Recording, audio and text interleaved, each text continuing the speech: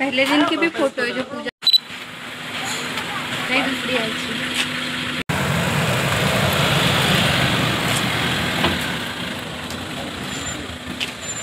1 October 2025 पासून नवेगाव नागझिरा येथील सर्व पर्यटन गेट सफारीसाठी सुरू झालेले आहेत.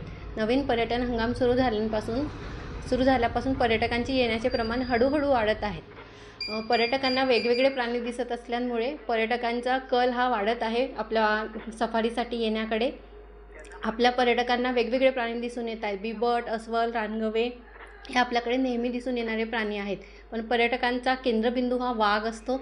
तो सध्या तरी पर्यटकांना दिसलेला नाही, पण त्याच्या आकर्षणामुळे पर्यटकांची गर्दीही वाढत आहे आणि पर्यटक हळूहळू आपल्याकडे येऊन राहिलेले आहे. हो, वाघांची संख्या बऱ्यापैकी आपल्याकडे आहे. नेहमी आपल्याला वाघ दिसत असतात. यावर्षी पर्यटकांना वाघ हे दिसण्याचे प्रमाण वाढणार आहे, कारण आपल्याकडे वाघांचे छोटे छोटे बच्चे दिसणार आहेत.